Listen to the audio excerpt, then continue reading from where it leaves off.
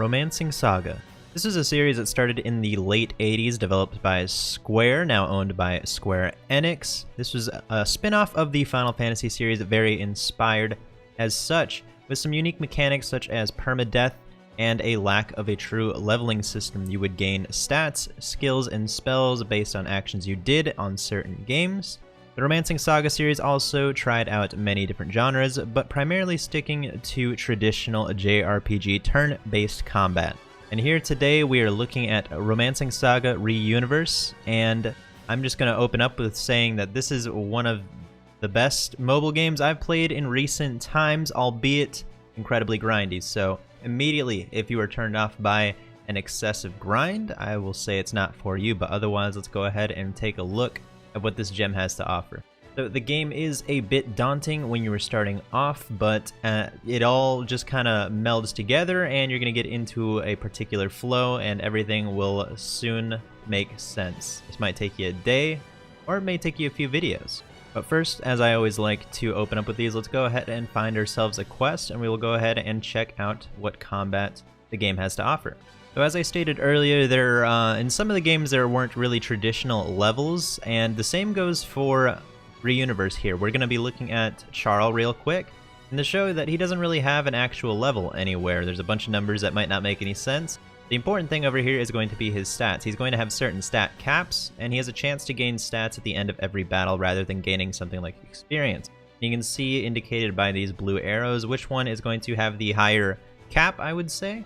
And you can see some other various details that we will potentially get into later, but let's go ahead and look at our team. You can see that it does consist of a party of 5, and this is primarily, at least so far, single player. There is a guild button, but apparently that hasn't even been explored in the Japanese version, which is, I think, a year and a half old now, so no actual features to deal with any friends yet, so it is just your party of 5 on your own team. You can see indicated by this sparkle. Now, the intensity of the sparkle is going to denote the chance of actually gaining stats in the fight. So as my first party here, which is my main team, there seems to be like a small chance, not huge, but not the most minuscule either.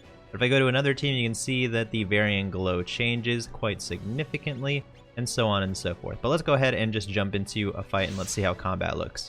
Alright, so starting off the fight, we have a couple of pale nymphs. Now every character is going to start off with just a normal attack here, and by using them more and more, you will have a chance to unlock their other 3 skills. This is going to be the same for every character. They are going to have 1 basic attack, then they will have 3 skills, which are going to cost BP over here. Battle points, I assume that's what that stands for. And you will also be able to transfer 1 skill over from other characters. Maybe we'll go into that in a little bit, but essentially every character has 3 skills and 1 basic attack.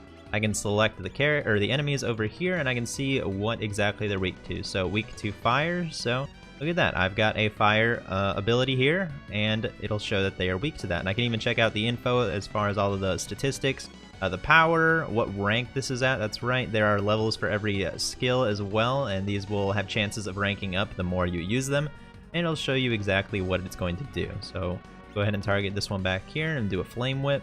And over here, we'll go ahead and we'll do racking on this one. Actually, also if you hold down on the enemy, you can find out the resistances to other things and whatnot. Like, an important thing here on this mage I'm using right now is he has the chance to paralyze enemies, but the thing is how this is capped out on resistance, I don't think we'll ever be able to paralyze her, so we'll just go ahead and use drain energy. Here, we'll use time lapse, and we'll stick to something with lower BP, so we'll use Smash. This is my healer. We've got a nice little heal here. You can see this one actually costs LP. LP, there's a different cap for every rarity, so I'm using, my entire team is of the highest rarity, so they're all going to have a cap of 6 LP. Every time you die, you're going to lose 1 LP, and these spells, as you can see, also cost 1 LP. Once this hits down to 0, you're off the map entirely, you can't be brought back to life. And same goes for any healers. If you only have 1 LP, that would technically be suiciding yourself, so you actually can't heal anymore once you're down to 1 LP, so she technically only has 5 heals available to her. We'll just go ahead and do a normal attack with her, and we'll see how combat goes. Now, everybody's turn is going to be based off of their agility stat, so you can see who went before most of my people there, and she stunned one of us. I'm going to make them skip their turn, basically, if they didn't already do an attack. Alright, I think I'm going to try and save some BP here, so we're just going to go ahead and we'll save up enough for Vermilion Sands as well. And I think that should work right there. Use Bone Crusher on Sophia here. Also, the game has many formations that you can choose for your teams, and these are going to give everybody different stat bonuses, as well as change how their aggro works. So right now with the formation I'm using, Charl is going to be taking most of the aggro, but there's still a chance that the rear line can be attacked as well. And I do want to save BP again in case my healer actually gets a turn, though. I can see that Charles' HP is pretty low right now, so I'll try and give him a heal if I can real quick. If this Nymph dies before that, though, it's not a big deal. We'll just get the heal off in the next round. Hopefully it won't be too intense. And actually, he just got one shot. There is a normal auto, which is just everybody's going to do a basic attack. There's a full power auto, so they're going to use their strongest skills that they can use. And then you can also just hit the repeat button to repeat whatever your last actions were. So that is all of the combat in a nutshell. You can also see the amount of waves, and at the last one, if there is a boss, it will be a boss, and that one will actually get a lot more details. You're going to be using this auto button a lot because, like I said, you aren't exactly gaining XP when you're winning in quests. You're basically farming quests for materials as well as a chance to boost those stats, and it's only a chance to boost those stats at the end of every fight, so you do have to farm a lot. Alright, I think we saw enough of combat. I mean, that's basically combat in a nutshell right there. I'm going to go ahead and retreat, which luckily retreating does not burn my energy. So even though I just potentially used 16 because I would have lost, or if I used retreat, I get to keep that, which is pretty nice. And for people who are already playing the game or plan on picking this game up, there is one other quest that uses a different kind of currency. I'm going to show all the tutorials because I just transferred my data onto an emulator. But this forest right here uses these little tickets, which you only get 2 of every day. The same thing applies here. I just wanted to put this footnote out real quick for as a, I don't know, a life, not a life hack, just a good thing to know. That does apply to this as well. So if I use this one little ticket here and I retreat or I fail, I'm going to get refunded that ticket.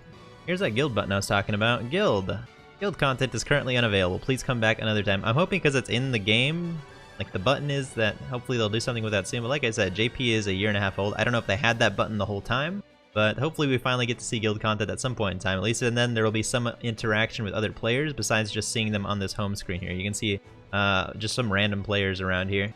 Alright, and to go over content that has been available so far, I'm about 2 weeks in right now, so this is just what's been available to me so far.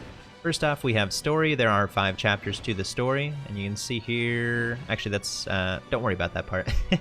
There are 5 chapters to the story right now with 2 parts to every chapter, as well as a normal, hard, and very hard. Completing quest is going to give you first clear rewards like gems, and then you will see the drops on everything for every single quest on every single difficulty. And one thing I enjoy a whole lot that, you know, maybe some people will miss this, I really don't, but if you click on the quest, you can see, what's that? There's no mission requirements. I don't have to do anything arbitrary like use an ice spell once on an enemy to complete these different mission rewards, so thank God for that. It's the little things that really matter, and that's honestly really huge for me. And you're still getting gems for, you know, your first time clearing on everything, so it's not like they're, you know, scuffing you on the gems. They're just completely eliminating the arbitrary needs for that stuff, so that's cool. In the event tab is where our cycling events are right now. We have 3 events going on. I don't know if this one's actually going away or if it's just going to permanently be here. I already cleaned out that shop. We have this one, which is some boss, I guess, from, well, you could have seen it right there. Some boss from one of the SaGa games right here. You can see a sprite here, looking pretty neat. And you actually, it's kind of like a tower. You keep clearing these difficulties and you rise higher and higher into the difficulties. And then you get pieces of this boss guy, and then after a certain point, they'll actually give you the character, and then the rest of those pieces will be used to uncap something certain that we'll look at later. And then for some reason, you know, it ain't July without Christmas, so we've got some Christmas event going on right now, as well as a Christmas banner. So there you go, get in on your Christmas waifu action, and we're getting a free snowman, the best character right here. We have a Christmas version of the best character. Over in dailies, this is like, I mean, it's primarily gear evolution materials you're gonna get here. Like all of these that are gonna rotate every few days are all just gear evolution materials. Besides these over here, this one's for gold, which you can do twice a day, and then this one is for class points, which we'll go over later. That is also twice a day, and you can spend some gems to get more tries at those. Then over here in the challenge tab, we have some event going on, Spiral Corridor. I don't know if they're going to reset and this is going to come back in a different way, shape, or form. But right now, this is also kind of like another tower thing. They have quite a few of these tower events. But Spiral Corridor going on, which, you know, a bunch of rewards for clearing each individual floor. Then you can also get some summon currency out of that too for a specific banner. And every weekend, it's not the weekend right now while I'm recording this, but every weekend there is also some Coliseum event that goes on, which is also kind of like a tower thing where you fight like 10 waves of enemies, and there's different levels to it. So there's like the first level, 10 waves of enemies, and then the next level will be another 10 waves of enemies, and the difficulty increases. That's cool too. You get a unique trade-in currency with that one. And this force that I briefly mentioned earlier is how you're going to get these eggshells here, which you can get a bunch of different stuff to exchange here, which is stuff all updates. Goodies to be had there. You want to use these at least twice every day because the cap is at 10 and you get 2 every day.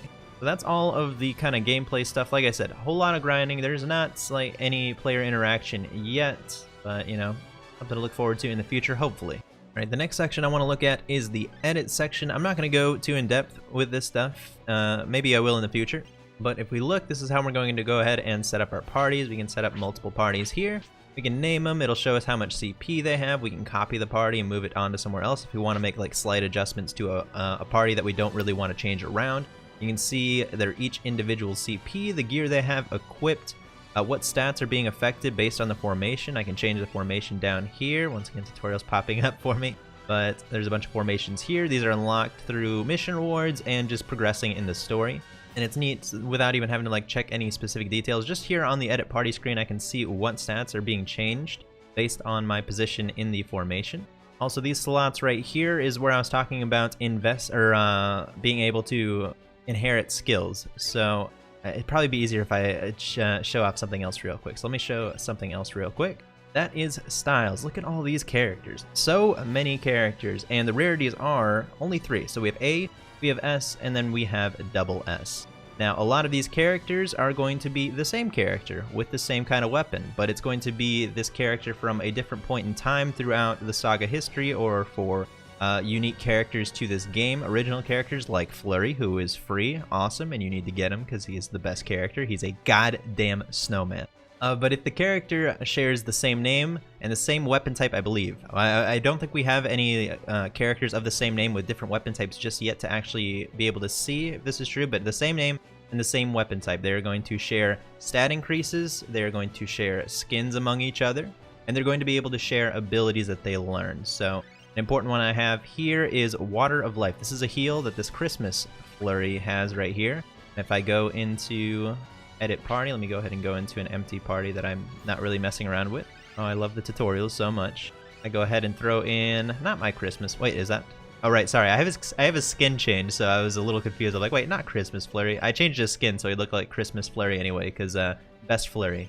But here you can see that I can now inherit all of his skills from the Christmas Flurry. This is the regular one. I know it's confusing because I changed his skin, but there's that heal that I was talking about. So now I can go ahead and transfer or inherit that heal over to this guy, and he can now use it. You can only inherit one skill at a time, but it's cool. It gives you just a slight bit more customization to your characters. Also brought up skins, so all of the characters can share skins, once again with the same name and potentially the same weapon type. Like I said, we don't really have any examples to try it out, but here I have Terry.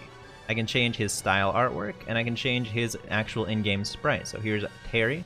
Apparently I have another version of Terry somewhere else, and I can change his in-game sprite, which is typically just a palette swap, but there are some unique ones, like Julian, the Christmas Julian from the banner going on right now.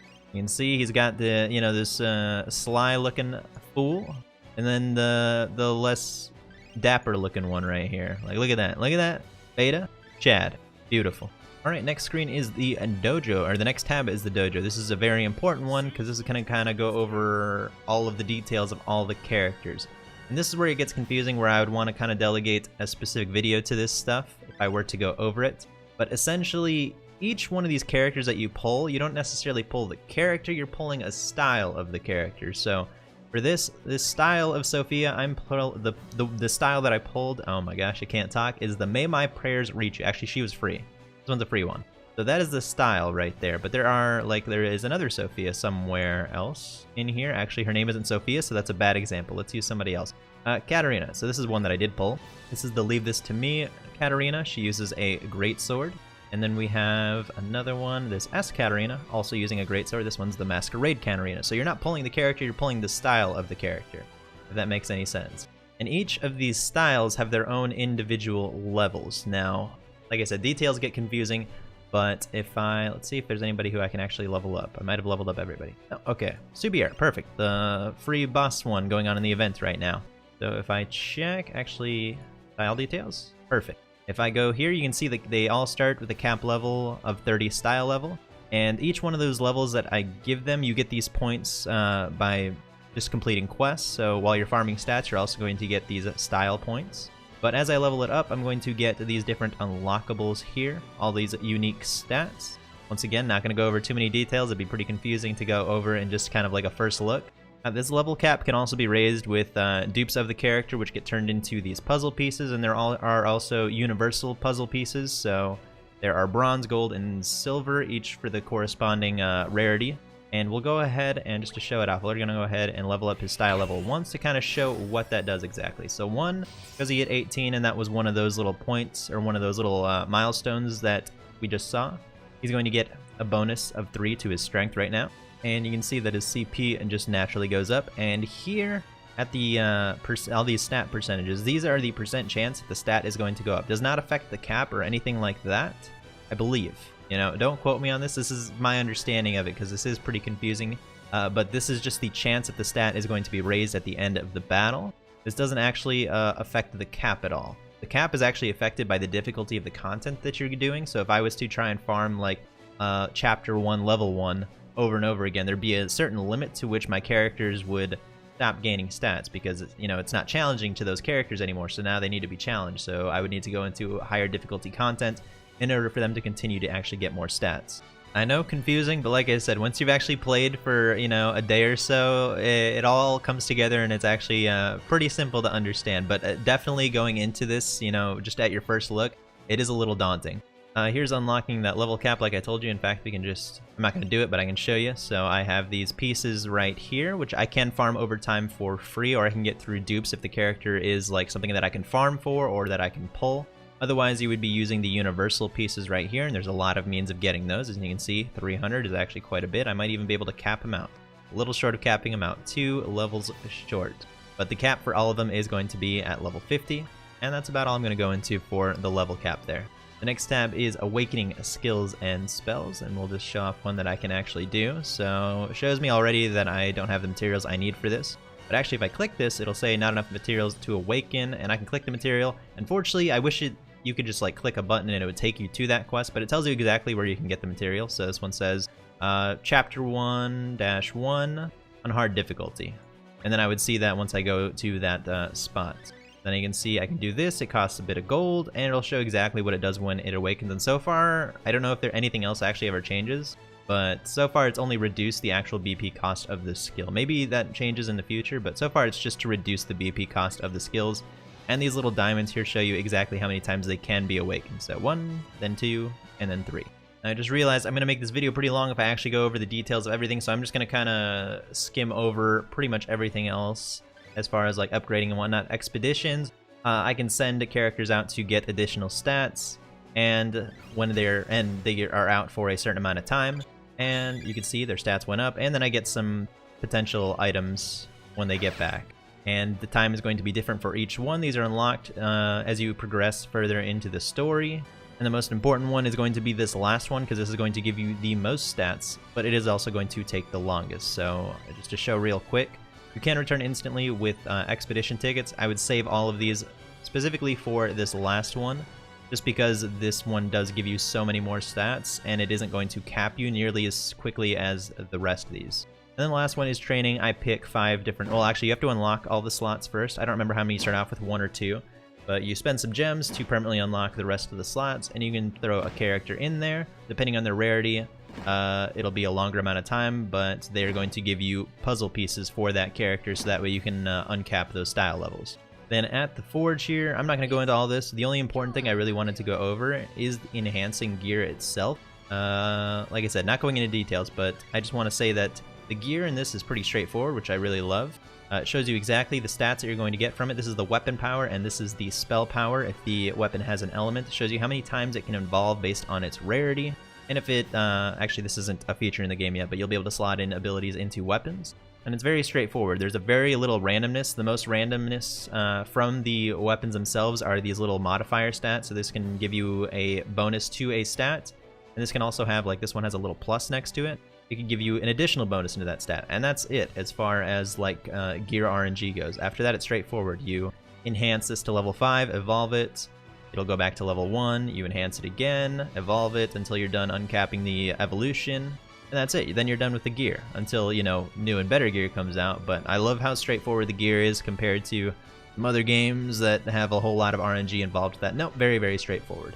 This game does have ads. The only form of ads it has is daily. You can watch 6 ads to roll a gem roulette, and the roulette can give you anywhere from 10 to 300 gems for each spin. I've already looked at the packs, and the packs are pretty standard with everything like most other games, averaging, I'm not going to do the exact math, but it's somewhere between $20 to $30 for a pull. But I gotta say, the game's very free-to-play friendly from my experience so far. There is a pity with all of the summons. The rates are pretty standard among, I'd say, most games nowadays. Let's see if I can find the rates here. Actually better than I thought. 5% for the highest rarity, and then specifically for this Christmas banner here, it is a 1% out of the 5% to get the pickup units themselves. The game starts you off with a lot of currency, and then the currency definitely dwindles down a whole lot.